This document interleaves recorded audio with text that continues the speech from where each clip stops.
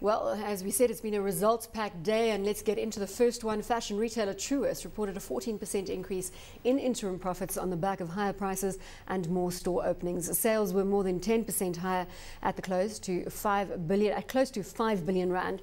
Joining us now on the line, Chief Executive Michael Mark. Michael, thank you very much for your time. Let's start with this aggressive store expansion we're seeing from Truworths at the moment. We had 14 new stores opened over H1, and you're targeting some 19 stores in H2. Of those, 13 in South Africa and 6 into the rest of Africa. This is aggressive expansion. Can you keep it up? Yeah, Bronwyn, bear in mind, however, when you look at space, our space growth has been 4.5% for the 6 months until December versus last year, and for the 12 months will be about 6%, which is not so dramatic. So although you are seeing lots of opening of new stores, quite a lot of them are smaller Identity and Uzi stores, and the space growth is really normal and about average, or based on our last 10, 12-year history.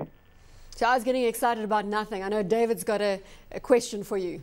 Michael, you know, you say they're small Identity stores. Identity is still a big contributor to your revenue and perhaps one of the biggest growth areas. You know, I was knocked out by a 28% growth that you saw there.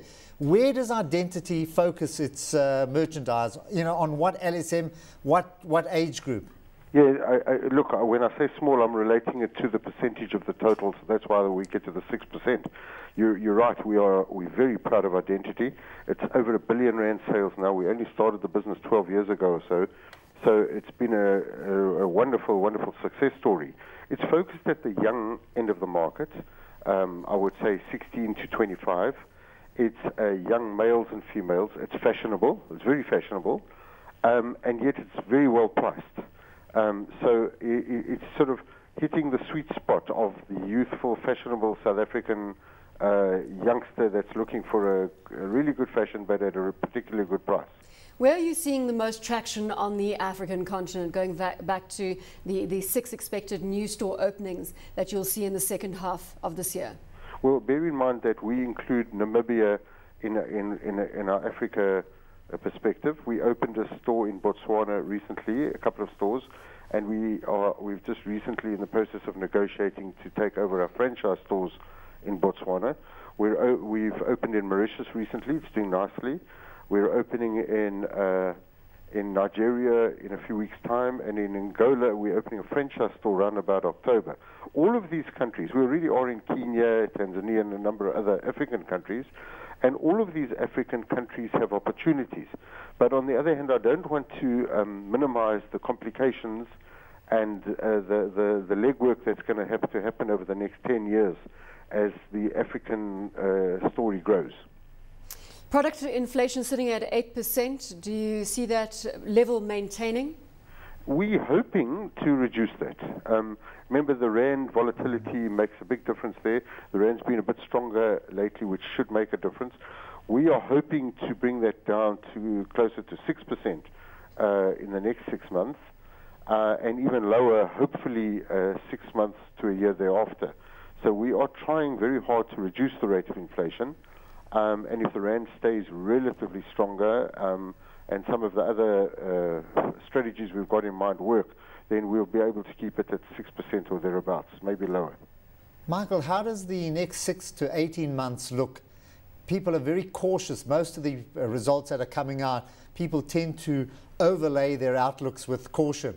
Are they really cautious, or do they feel that they just have to say this? No, I don't think they're hero budgeting or sort of trying to sort of cover themselves. I think people are worried about the situation at the moment. There is an international economic, there are a lot of international issues, as you're aware. We are not out of the woods in South Africa by a long way yet. So I think people are cautious, as we are. So yes, everybody is trying new things. There's new strategies, people trying to satisfy the consumer, give them better product at cheaper prices, and all the millions of things retailers try and do, because they are very good retailers in South Africa.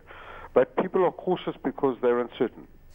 Let's talk about administered prices for a moment. I had Norbert Sasser, CEO of GrowthPoint, in studio last night, and I completely forgot to ask him about the impact of electricity prices and what that is doing to his property profile, specifically whether he's able to pass on those costs to tenants.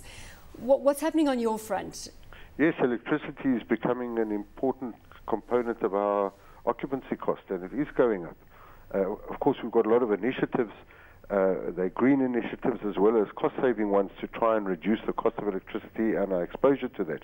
And there are lots of things you can do. You know, there's LED lighting, which is developing nowadays. There's a lot of other things you can do to reduce your consumption of electricity.